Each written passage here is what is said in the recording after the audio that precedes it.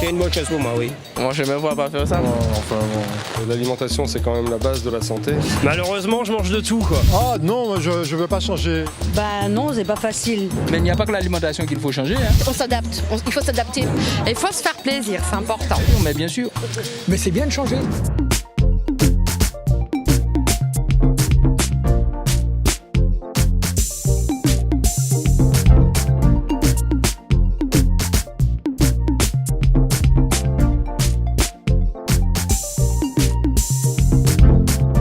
Bienvenue dans votre émission Qu'aille passer.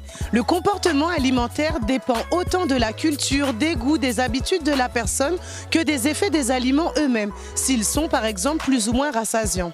Certains d'entre nous sont aujourd'hui végétariens, végétaliens ou ont exclu la lactose ou le gluten de leur alimentation. On constate ces dernières années que beaucoup d'entre nous changent leur manière de manger. Mais alors, que pensez-vous des nouveaux comportements alimentaires Qu'aille passer en Pays Guadeloupe, nous qu'à coûter zone. Vous serez prêts, vous, à changer votre alimentation? En principe, oui, il faut échanger. Non, ça va. Je pense que c'est une très bonne chose. Bien sûr. Ah non. Plutôt pour faire attention, moi je dirais qu'on change l'alimentation. Pas forcément pour le fun. Les gens, en général, mangent trop de sucre, mangent trop de sel. Ouais, on va dire ça un peu parce qu'il y a beaucoup de gens qui mangent de gras. Il faut pas évidemment manger trop de graisse. Du point de vue nutritionnel, mais évidemment. Faut partager un peu tout, la viande, le poisson. Moi tout ce qui est cabri, je trouve ça tellement mignon que c'est dommage de les manger. Oui, je mange de la viande locale, cochon local, bon bité même. Moi j'aime beaucoup la viande. Je trouve ça dommage. Il faut revoir le régime alimentaire. C'est pour les Rastafari, ils vont arrêter la viande. S'ils sont bien, tant mieux. Je mange de tout, hein, mais je fais du sport pour... Je pense que les gens recherchent avant tout une alimentation saine. Un peu plus sain, avec moins de produits chimiques. Mais c'est un besoin de manger vivant. L'être humain est fait pour manger d'une manière diversifiée. Végétarien, actuellement, c'est quand même la mode. Hein. Oui, végétarien c'est bien. Faut toujours essayer, après, voilà. Parce que déjà, il faut pas manger trop de viande. Donc il semblerait qu'en manger moins, ça nous fera du bien. Ça fait une vingtaine d'années que je suis moi-même végétalien. C'est sûr que c'est pas facile. Donc il faut aller progressivement, il ne faut pas changer tout d'un coup. Et depuis 6 mois, je suis devenu crudivore. Dès qu'on parle de quelqu'un qui mange que des légumes, etc., je trouve ça que c'est complètement anormal. L'objectif, c'est manger tous les aliments crus. On est des adeptes des graines germées. C'est le complément alimentaire idéal, enfin puisqu'il est naturel. Maintenant, si on est allergique, c'est normal qu'on change. Par étapes, toujours. Mais il faut manger de tout, de la viande, des légumes. Moi là, je mange plus de poisson. Donc on sait très bien qu'on ne peut pas se passer de certaines choses. Hein. Jusqu'à aujourd'hui, on a toujours mangé comme ça et les gens sont centenaires. Hein. Moi je suis pour les aliments bio. Donc beaucoup se retournent vers le bio, donc soit par souci de santé. Parce que toute la nourriture qu'on nous donne dans les supermarchés, c'est de la nourriture morte. Il y a également une prise de conscience du mieux-être, du mieux manger, donc du bien-être en général. Donc si tout le monde commence à manger moins de gluten, il y aura une perte de poids, ça va se ressentir sur les genoux. Le gluten, on en retrouve partout. Et finalement, ça ne fait pas tant de bien que ça au corps. Le miel a énormément de vitamines. Il faut savoir que les cassaves, donc le manioc, est sans gluten et c'est très peu calorique. Un bon ragoût de porc, eh bien, rajoutez un peu de miel avec et vous allez me dire ce que vous en pensez. Et c'est bien de trouver des nouveautés, quoi. Moi, je suis venu ici en vacances. Je découvre plein de choses, des fruits que je ne connaissais pas. Des yams, légumes, madère. Ce qui pousse, les fruits de saison. En ce moment, on est en plein dans la groseille. C'est un fruit qui est très bon pour la santé. C'est des trucs qui nous tiennent solidement.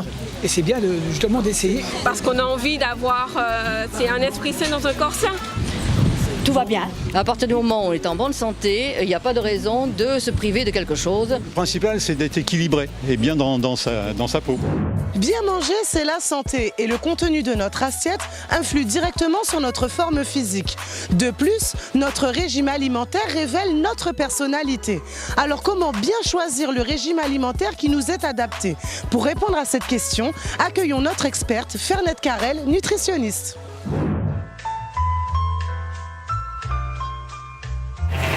Alors, qu'appelle-t-on comportement alimentaire? Alors les comportements alimentaires nous sont donnés par nos parents en fait à la naissance puisqu'on dépend de nos parents pour nous alimenter. C'est eux qui vont nous permettre d'avoir des habitudes de vie, c'est-à-dire que si les parents nous proposent de faire les courses avec eux, de cuisiner avec eux, on va être plus à même en tant qu'adulte à prendre soin de soi, de faire ses repas. C'est vrai qu'on a un petit peu cette difficulté à notre époque où les parents ont fait pour nous et donc maintenant on a des difficultés à faire. Alors justement, on voit qu'il y a beaucoup de nouveaux comportements alimentaires comme par exemple le végétarisme ou encore des personnes végétaliennes.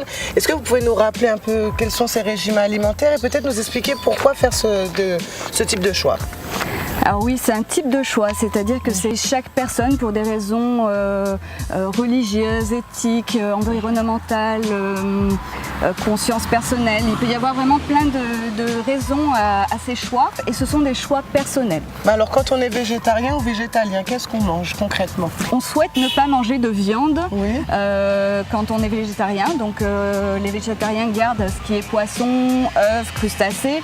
Donc en fait ils ont le groupe de ce qu'on appelle les viandes, poissons, œufs. Donc en fait l'alimentation est très peu différente. Par contre les végétaliens enlèvent le poisson, certains enlèvent même tout ce qui est à base d'animaux, donc de produits animaux. Donc là il faut un savoir-faire, il faut vraiment se documenter pour pas avoir de carence, donc bien mettre en place les protéines végétales, ce qui apporte les vitamines qui vont nous manquer, etc. Donc là il ne faut pas le faire n'importe comment. Alors il y a aussi une grande tendance qu'on peut voir même dans les magazines ou autres, donc les régimes alimentaires sans gluten ou sans lactose. Alors dites-nous en plus donc, sur ces régimes et puis même question, pourquoi faire un choix comme celui-ci? Alors c'est souvent les personnes qui se documentent qui vont faire ce choix-là ou qui ont été consultées pour des pathologies chroniques qui ont du mal à se soigner avec la médecine traditionnelle. Donc on va leur dire enlever le gluten, enlever le lait de vache. En fait le gluten c'est une protéine qu'il y a dans certaines céréales, notamment le blé, donc les biscuits, le pain, les pizzas, les pâtes. On pourrait remplacer donc par quoi alors si on arrête totalement? En fait quand on arrête on se rend compte que on a beaucoup de choix qui s'offrent à nous. On remet plus de produits qu'on va trouver notamment aux Antilles. On a toutes les racines, patates douces, igname. On va remettre aussi les pois, donc en quantité modérée parce que ça gonfle dans l'intestin.